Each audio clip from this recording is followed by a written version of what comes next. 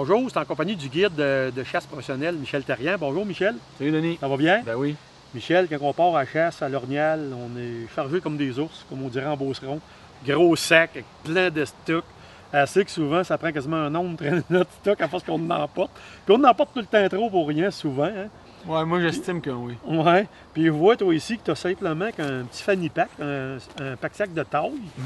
Puis tu traînes, t'as pas plus que ça à la chasse, c'est suffisant pour tout ton stock. Oui, moi il y a un proverbe, mon grand-père il me disait le poids de ton sac à dos traduit souvent le poids de tes anxiétés.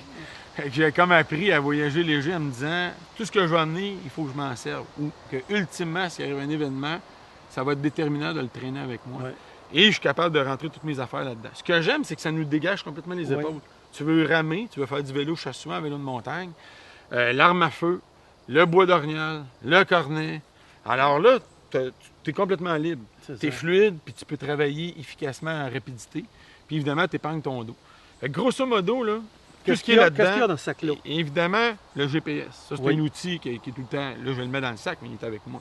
Fait que le GPS, c'est un incontournable. Il te dit où tu es, où tu vas, où est-ce qu'il est le chalet, où est-ce qu'il est le véhicule.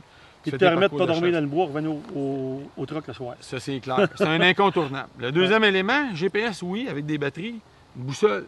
Faut pas la négliger, elle. Il peut arriver un événement.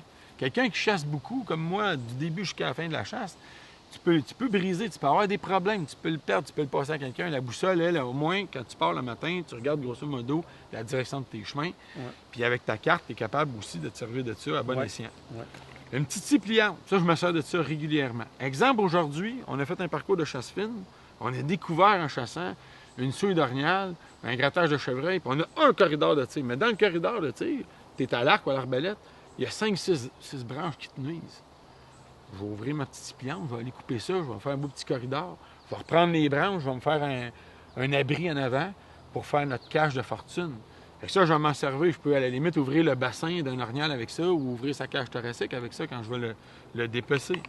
La même chose, combinaison avec le sécateur. Je monte d'un arbre, reste des branches enlevées, je vais m'en servir pour ces raisons-là. Bien important. Tu reconnais ça? Rangefinder.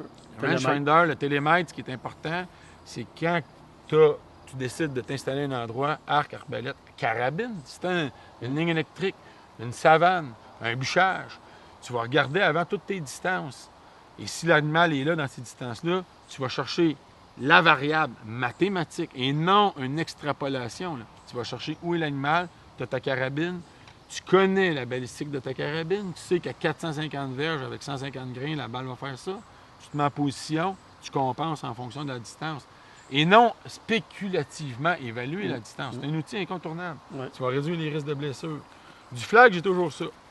Du flag, je m'en sers à plusieurs escients. Entre autres, je m'en sers pour la direction du vent.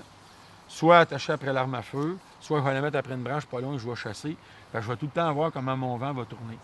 Je me garde un marqueur noir aussi là-dedans pour mettre des indications. Exemple, si je sais que tu vas venir me rejoindre dans telle fourche, il est arrivé un événement, il est blessé un gibier, je n'ai pas de communication avec toi, je vais marquer la note. Denis, parti vers l'est, ou je vais te faire une flèche avec ça au sol, ou je vais attacher de quoi avec ça. Mais le flag, lui, tu peux écrire dessus, ça ne va pas partir. Tu peux faire des indications au sol avec des flèches. Tu peux t'en servir évidemment tard le soir si tu as à faire un chemin. Plusieurs raisons. Fait que ça peut toujours servir. Ce qui est intéressant, ça, je le conseille à tout le monde, c'est un kit de survie. Une petite canne de sardines microscopique, mais qui contient, Dieu seul sait combien d'outils, des hameçons, du fil de pêche, des pastilles pour purifier ton eau, des allumettes qui sont à l'épreuve de la pluie, et une panoplie d'éléments que les forces armées vont se servir dans un contexte de survie. Un miroir, si jamais il y a quelque chose que tu veux signaler ta présence. Écoute, tout est là et pensé. C'est petit, ça pèse une coupe de grammes. Et la journée que tu l'as, tu l'ouvres, tu es content de savoir que ça va te sécuriser. Tu n'as pas de sardines? Peut-être qu'il y a une canne sur 5 qui en met une dedans. Parlant de sardines, elle est bonne. Parlant de sardines, urine, je vais traîner de l'urine ou je vais traîner selon le type d'espèce que je vais chasser. Comme là, dans ce cas-ci, j'ai de l'huile d'anis que je peux utiliser à divers escients. J'ai fait pas mal de tests avec l'anis, puis il y a peu ou pas de mammifères qui sont pas sensibles à ça quand ils découvrent ça dans leur environnement. Au niveau du trapage, c'est utilisé beaucoup pour faire des leurres, c'est très bon. Oui. Évidemment, ce qui va me rester, c'est juste des petits gadgets, là, je dirais peut-être un petit peu plus techniques. L'incontournable que j'ai, c'est pour me maquiller. parce qu'on sait que les animaux vont voir mon profil de visage, les contrastes de couleurs. Fait que si j'arrive ici au bas d'un arbre, je vais me maquiller un peu pour enlever l'effet contrastant de mon visage. Ça pèse rien encore là. Puis ça peut faire toute la différence lorsqu'il y a un animal qui approche. Camoufler mes odeurs, bien important. Sapin baumier, je peux en avoir en vaporisateur. Fait que je vais en mettre sur mon corps, sur mon sac à dos, sur le bas de mes bottes, mais je peux l'avoir aussi en baume applicateur où je vais en mettre sur moi pour cacher mes odeurs. Sapin baumier ou épinette, ça Étant pèse donné rien. qu'on chasse l'ornial tout souvent qu'autrement dans les conifères, c'est pour ça que tu prends le sapin baumier. Exactement. OK. Fait qu'on a fait le tour. Rajoute à ça peut-être un fruit, un peu de légumes, une bonne bouteille d'eau, une bonne bouteille peut-être de Gatorade pour à un moment donné, quand on sent qu'on a besoin d'un peu plus d'énergie. Ça rentre dans mon sac. Puis souvent, je mise beaucoup sur des bons sous-vêtements de corps. Fait que le matin, il fait froid, mes sous-vêtements sont sous moi, mon linge ne fait pas de bruit. Quand il commence à faire chaud, j'enlève mon sous-vêtement, je le roule, je mets l'élastique, il rentre là-dedans. OK. Celui de corps et celui pour mes jambes. OK. Tout est parfait. Fait que tu en as assez de ce petit fanny pack-là. J'en ai suffisamment. Et d'aller au-delà de ça, ça serait un petit... Devient inefficace. Je pense que oui. Merci de tes trucs, Michel. Ça me fait plaisir. Très intéressant.